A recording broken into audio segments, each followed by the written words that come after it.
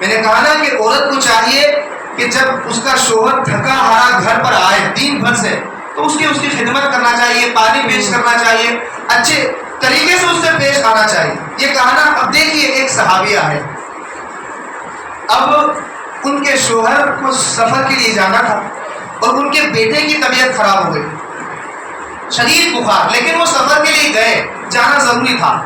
اب چلے گئے، جانے کے بعد جب ان کو سفر میں جس دن ان کا آنے کا وقت تھا، اتفاق سے اس دن جس بیٹے کو شدید بخار میں چھوڑ کر گئے تھے، آج ان کے بیٹے کا انتقال ہو گیا. اب وہ خاتون کیا کرے؟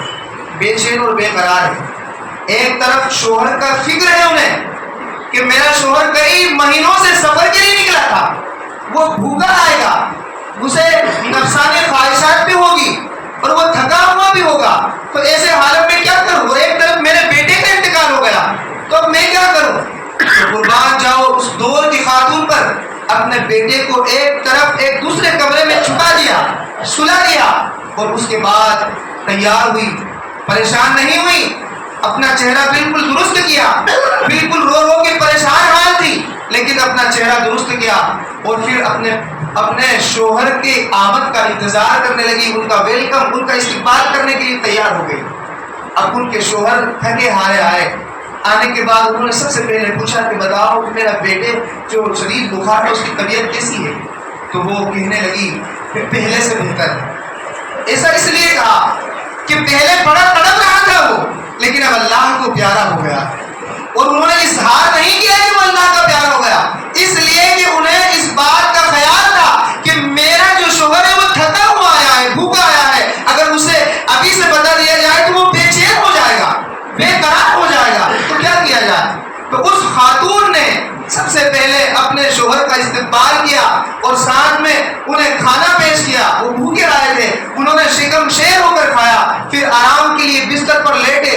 لیٹنے میں کئی دن ہو گئے تھے، نفسانی خواہش مرد عورت کی وہ انہوں نے اظہار کیا اور پھر وہ دونوں نے پوری کی. ذرا دیکھیے اس عورت نے کیسے اپنے دل پر پتھر رکھا ہوگا کہ ایک طرف بیٹے کی لاش پڑی ہے، لیکن شوہر کی دل جوئی کے لیے وہ اپنے شوہر کے ساتھ ہم بستری کرنے کے لیے تیار ہوئی، اور وہ نفسانی جو ان کی خواہشات تھی وہ مکمل کرنے کے بعد برادران ملت اسلامیہ اس خاتون نے دیکھا کہ میرے شوہر نے پیٹ بھر کر کھانا بھی کھا لیا، ان کی نفسانی خواہشات بھی مکمل ہو گئی، اب یہ آرام سے چین و سکون سے لگ رہے ہیں. تو وہ کہتی ہے، اب دیکھیے بڑی بات کو کتنے چھوٹے طریقے سے انہوں نے پیش کیا. آج کی عورتیں چھوٹی بات کو کتنی بڑی طریقے سے پیش کرتی ہے کہ جس کے تعلق سے بھی برائی کرتی ہے ایسا لگتا ہے کہ اس کا تو قتل ہی کر دینا چاہیے، لیکن انہوں نے بڑی بات کو کتنی چھوٹی طریقے سے پیش کیا. یہ غور کرنے کا مقام ہے. وہ کہتی ہے کہ اے میرے سردار بتاؤ، اگر کوئی ہمیں امانت دے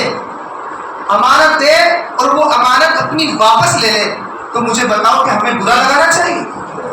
تو انہوں نے کہا کہ نہیں، یہ کیسی بات کر رہی ہو میری تو شریک حیات، نہیں، کوئی برا نہیں لگنا چاہیے، اچھی بات ہے اگر کسی نے امانت دی اس نے واپس امانت دے دی. کہا اے میرے سردار میں بتانا یہ چاہتی ہوں کہ اللہ کی طرف سے ہمارے بیٹے کی شکل میں جو ہمیں اللہ نے امانت دی تھی وہ امانت اس رب قدیر نے واپس لے لی، اب ہمیں برا تو نہیں لگانا چاہیے. اتنا سننا تھا، پاؤں تلے سے زمین کھسک گئی، آنکھوں سے آنسو جاری. ہے میری بیوی، ہے تم نے کیا کیا؟ میں آیا، تم نے مجھے کھانا کھلایا، سب کچھ کیا، اور تم اب مجھے خبر دے رہی ہو. کہا میں نے آپ کی تھکاوٹ کا اور آپ کی خدمت کا لحاظ رکھا تھا. برادران ملت اسلامیہ، یہ بات اس دور میں نبی آخر الزمان کی بارگاہ میں پہنچی کہ یا رسول اللہ کل ایسا معاملہ پیش ہوا بلا صحابی اور ان کی بیوی کے ساتھ. تو جب نبی آخر الزمان نے یہ بات سنی تو اللہ کے رسول صلی اللہ علیہ وسلم فرماتے ہیں کہ جاؤ، اس عورت نے اپنے شوہر کی تعظیم کی وجہ سے اتنا بڑا جو قدم اٹھایا اس کی وجہ سے میں اسے جنت کی بشارت دیتا ہوں. برادران ملت اسلامیہ، یہ اس دور کی صحابیات تھی. ہمیں چاہیے کہ ہمارے گھروں کے اندر اسلامی ماحول پیدا کرے. اللہ کی بارگاہ میں دعا ہے کہ میرے کہنے آپ کے سننے میں کسی طرح کی کوئی غلطی ہو تو اپنے فضل و کرم سے معاف ادا کرو.